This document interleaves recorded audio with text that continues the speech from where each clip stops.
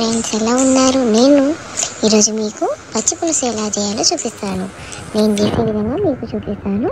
నేను ఇక్కడ చింతపండు, ఆనియన్స్, అలాగే పచ్చిమిర్చి, కొత్తిమీర, ఒట్టిమిరపకాయలు, అలాగే చిన్న సైజ్ నిమ్మకాయ తీసుకున్నానండి. అలాగే చింతపండు నానబెట్టుకొని ఇలా పులుసు వేసుకున్నాను. రసాన్ని, చింతపండు రసం వేసుకొని అందులోనే ఆనియన్స్, కొత్తిమీర వేసుకొని, అలాగే ఒక స్పూన్ అల్లం వెల్లుల్లి పేస్ట్, ఒక స్పూన్ పసుపు వేసుకొని బాగా కలుపుకుంటూ, అలాగే ఒక 2 స్పూన్స్ షుగర్ వేసుకున్నాను. అలాగే ఒక 1.5 స్పూన్ ఉప్పు వేసుకున్నానండి.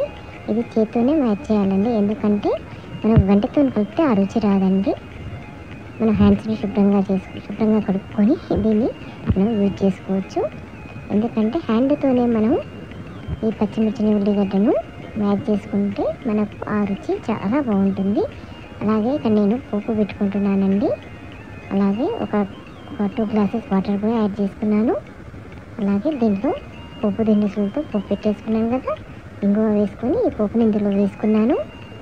మరొక్కసారి చేతితోని వీటన్నిటిని బాగా గట్టిగా మనం మ్యాచ్ చేసుకొని పచ్చిమిర్చిని కానీ ఆనియన్స్ కానీ వేసుకున్నానండి. ఇలా మనం చేత్తోనే కలుపుకోవాలి. ఇలా కలుపుకోవడం వల్ల ఏంటంటే పచ్చి పులుసు టేస్ట్ మనకు తెలుస్తుంది. ఇప్పుడు మనం ఇది వేడి అన్నంలో ఈ పచ్చి పులుసును మనము ఏదన్నా ఫ్రై కానీ అలా వేసుకొని చేసుకోవచ్చు. ఎందుకంటే ఈ వేసవిలో ఎండకు మనం వెళ్ళి వచ్చినప్పుడు ఈ పచ్చి పులుసుతో మనం రైస్ తింటే ఎంత హాయిగా మనసుకుంటుందో మీరు తిన్న వాళ్ళకైతే తెలుస్తుందండి. ఏదైనా ఫ్రై పచ్చి పులుసు ఉంటే చాలు, మనకు ఈ సమ్మర్లో ఏది అవసరం లేదు. నేనైతే అలాగే చేస్తానండి. చూసారుగా ఫ్రెండ్స్, ఈ పచ్చి పులుసు మీకు నచ్చినట్లయితే నాకు కామెంట్స్ రూపంలో తెలియజేయండి. అలాగే మీ అభిప్రాయాన్ని నాకు ఏదైనా సరే ఒక కామెంట్ రూపంలో తెలియజేస్తే అదొక నాకు బూస్టింగ్ లాగా ఉంటుందండి. Thanks for watching friends.